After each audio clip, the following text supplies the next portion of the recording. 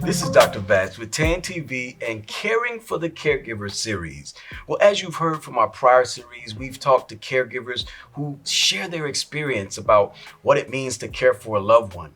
But this discussion today is a little bit different. We're going to talk to someone who is an expert in end of life care. End of life care is not an easy scenario. Whether it's understanding the difference between hospice and palliative care, what a DNR or a DNI is, those are all things that we'll unpack in this episode. Well, as you know, I never do this alone. This is a big feat, and I am always joined by, again, as he says, Super Trooper, my co-host in this endeavor, Mr. Williams. Sir, how are you doing today? Well, thank you, Dr. Batts. I am doing mighty fine. My name is Derek Williams, and I am the founder and owner of Group Innovation and Diversity Training Associates, which is a firm that was formed back in 1990, and it's a multidiscipline consulting and training company. And so we focus on individual, group, and organizational behavior with special analysis on race and cross-cultural awareness. And it's a pleasure to be here again. Yes, sir. Well, as I mentioned, this task is one that we will truly focus on and embrace, but we are going to do it with an expert. Today, we have someone who's embraced end-of-life care in such a way where over years of experience in both the civilian sector and in the military, they've understand how to leverage and navigate not only paths for individuals or patients needing it, but also organizations. And in that, really created policies to drive what comes next when we're at end-of-life care. I want to introduce to some and present to others Miss LaKeisha Howard. How are you today, ma'am? I am so wonderful. Thank you so much for asking, and thank you so much, Dr. Bass, for having me on here today. Wonderful. Well, if you could, tell us a little bit about yourself. So, I'll fast forward real quick because there's so much to tell, but since we're talking about end of life, I will focus on that. I am the owner of Anita's Wellness and End of Life Concierge Service, where we cater to end of life stages, whereas we're there for our client who may have gotten that bad news or in some cases that good news, depending on the person's relationship that they have with the Lord and Savior. Whereas they've been told that they're in the last stages of their life. So we're there constant. We're there with them from diagnosis in some cases to taking their last breath.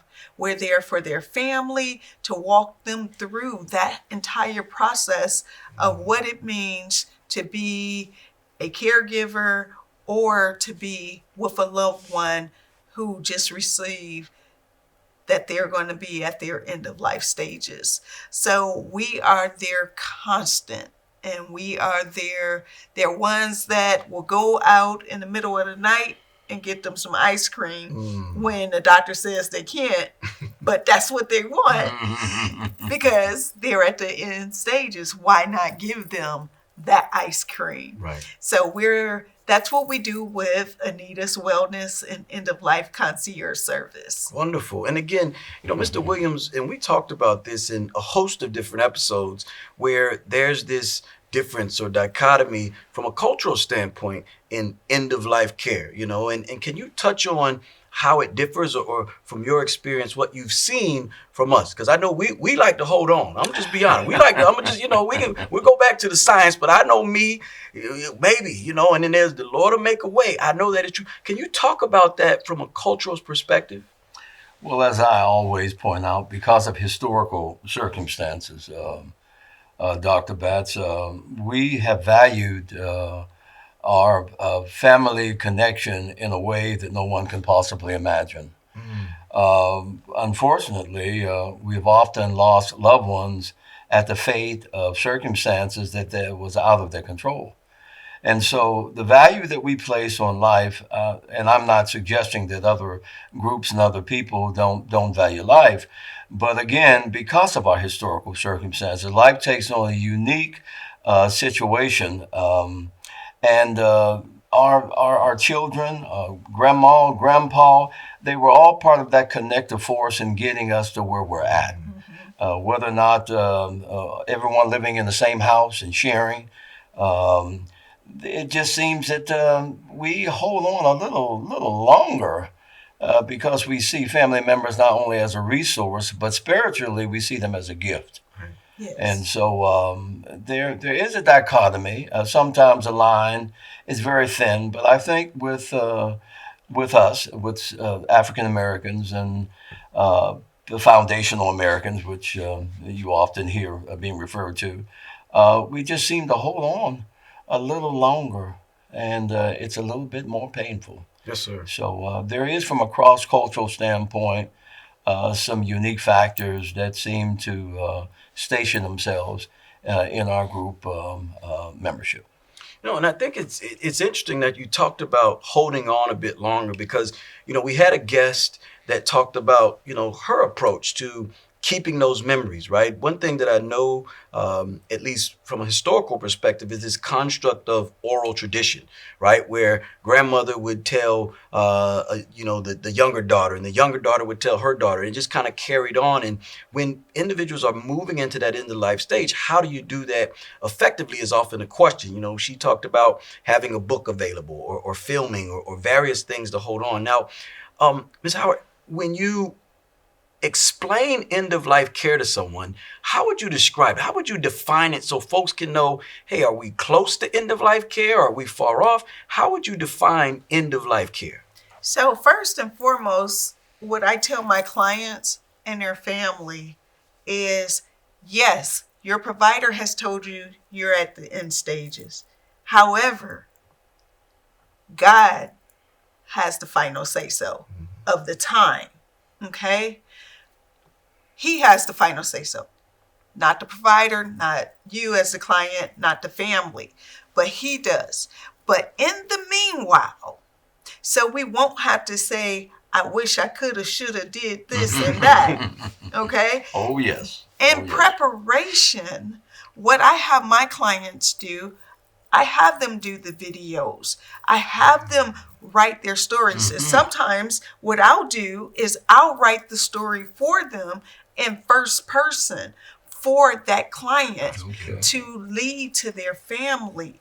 So when their families are preparing for the funeral or the family gathering, they have something that's directly from that client, their loved one, who actually ends up becoming part of my family as well, So they have something from that loved one to say their last words or to tell their story. So I prepare them in that way.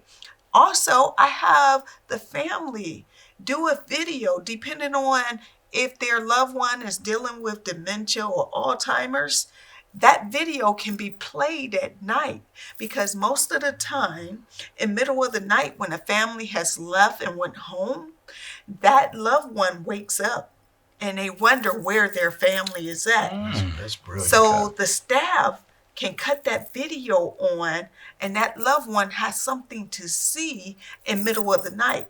So preparation at all different angles is very important when a person is in the last stages of their life. And the biggest preparation, I will tell you, is making sure all of their documents and their affairs are in order. And not that it won't happen to me, I'll be okay. And for our culture, because we're talking about culture as well, that's one of the missing factors because we don't want to accept at some point all of us are going to go, right? Yes. Why not have all of your affairs in order so that when that time does come, your family is taken care of, your grandkids, their grandkids, their grandkids are all taken care of because of your legacy. We were just talking about legacy, right? That's right. So your legacy carries on. So I talk about all of those different things with my clients and their family to prepare them so that they don't have that shock, when their loved one takes that last breath. Yes. I'm with them in that moment. It's such a beautiful thing. Yes. If you've well, I know, Yes. Doc, you probably have seen, but witnessing someone transition and take that last breath, it's such a beautiful thing because you get to see and be with them. I have not had one person transition that did not transition with a smile on their face or a tear coming out of their eye. Wow. Wow. That's powerful. So when we talk about end of life, it's something very serious, and it's something all of us need to prepare because we never know. I never knew I was going to go blind. You know, Yes. I never knew I was going to go deaf. Absolutely. I wasn't prepared for it, Yes. but now I am. Right, right. And I prepare others. So when we talk about end of life, it's very serious. And all of us are going to have a day Right. that we have to say and take that last breath. Yeah, and you touched on the concept of legacy, and I think we harbor in this discussion about individuals feeling guilty, right? Did I do enough, or did I, what didn't I do? And preparing is one of those things that we keep hearing this recurring theme come up. Mr. Williams, can you talk about how important it is, or even whether it's cross-cultural? I think that goes beyond the bounds of that. Talk about how important it is to build structure and solidify legacy moving forward, as you know that everyone is moving toward end of life. Well, Dr. Betts, I think of legacy as our signature. I always say the world is not how it ought to be, but the world is how it is. Okay, and dealing with that reality is easier said than done. What I like about what Ms. Howard said in preparing the family, it appears to be a co-joining, a walk, even a celebration in many ways. Once you accept the reality that someone's going to move on, you celebrate the moment, and part of celebrating the moment is to do the kinds of things that she's suggesting. We're not making it a celebration, but we're celebrating their life. Right. Yes. That's right. Coming up with unique, creative, cultural ideas to make that process, that transition, one that we remember beyond just closing your eyes for the last time, but I was there. Right. I was there. And so I think legacy building comes out of creative care. And what I hear Ms. Howard saying is to become a part of that process. Yes. Okay, rather than you stepping over here, it's like you peek into a little peephole. Right. No, you're in there with the person. And for me, that's important in legacy building. And like I said, the world is not how it ought to be, but how it is. So why not accept that reality Yes. and become a participant in it? Because it is a journey that we're all going to take. And but once we accept that, it's interestingly enough, we get through the hard times of life, the hurricanes, the earthquakes, but it's those beetles that eat away at the tree that bring the great redwood tree of California down. Yes, sir. Yes. So let's Yes. become part of that process in the legacy building, and let it be a celebration in the sense of our participation. Yes. So again, understanding that concept of moving from a spectator role in the end of life care, being participatory, right? Absolutely. Joining in. And I think that your holistic, because you said something, you said, well, Dr. Betts, I know you've seen it. I can tell you that's the minority of end of life sessions that I have, where it is this participatory family around the bedside and various things like that. And I know we're close to that. How did you come up with the concept of creating a holistic approach to end of life care, and what would be maybe some keys that as people look for end of life care solutions that they should ask, right? What should I ask? How do I find, because not everybody's gonna be able to reach out to you. Our show, lucky for us, is national, so they might want that holistic care, but what things should they ask to prompt it, and how did you come up with it? So I must share this. I witnessed and experienced my elders, my great-grandmother, my grandfather, my grandmother, my additional grandmother, and my mom transition. Okay. And the beauty of witnessing them is what allowed me to start Anita's Wellness and End of Life Care and Concierge Service. Some questions that a family should always ask is, have the person that they're working with ever experienced death in any way, shape, or form? Because if they have not, they would not be able to walk through that process with that family and their loved one. That is the first thing that I can't stress the importance of asking that, because this, when we talk about end of life and hospice care, it's not for everybody. No. And people may think that they can handle it, but until you experience it, you will not know if you can handle it or not. Yes. It's that serious. Yes. And it's a weight that you can easily take with you, and an emotional weight. So you have to make sure that the person that you're working with can handle what they're about to experience. That's the number one thing that a person needs to ask. But they can always call me at 210-559-0701. It is a well-known phone number in the community, 210-559-0701. I believe in making sure everyone is prepared in every aspect. We talk about legacy. They have to be prepared. If they're not educated on what legacy truly means, they won't be prepared. Absolutely. Now in that, I know we gotta run here shortly, but I want to. So if someone says, well, does my loved one need hospice or palliative care? What's the difference between those two? And how do you counsel your clients in terms of, this is the pathway, or these are the pathways, and I'll help you all make that. How do you do that? So for me, they work hand in hand, right? But hospice, a person can be on hospice for a number of years before they transition.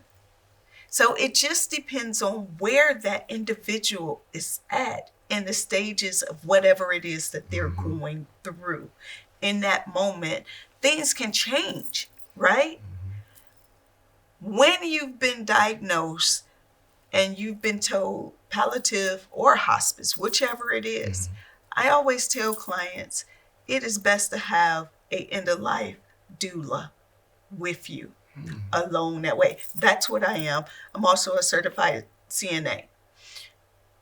Have someone with you to be able to walk you through either side. Palliative care, where the loved one is going to be receiving, they may be receiving additional invasive care during that process, or they may be in hospice where the provider says there's nothing else that we can do whatsoever but make your loved one comfortable. Have a doula with you, because they're going to be your constant, not hospice, because people transition out, right? The doctors transition and the nurses. Palliative care, same thing. They transition, the nurses and everybody. But that doula is going to be there from start to finish. In my case, I follow the family as long as they have me follow them. Well, that is truly beautiful and amazing. And what I'll say is, it's rare, right? It's rare that you hear someone, and I'm going to say a word, it may have coined it, navigate this concept of a holistic homegoing, right? Where individuals are going to a place, right? And you create a space, an environment where it's welcoming. And as you said, you've never seen someone make that transition without either a smile or tears of joy. Yes. As we close out of this episode of Caring for the Caregiver, we have been educated, empowered, and energized in the space of understanding what palliative care is, what hospice is, but also, more importantly, the foundations of end-of-life care. Whether it's the concept of building a legacy or preparing for what you know to come, having a plan in place prior to this happening is key. In any case, look for someone who themselves have experienced the death of a loved one. Because at that moment, their empathy, their passion, and their love can allow you through this tough process. Thank you for joining us, and we hope to see you again in Caring for the Caregiver.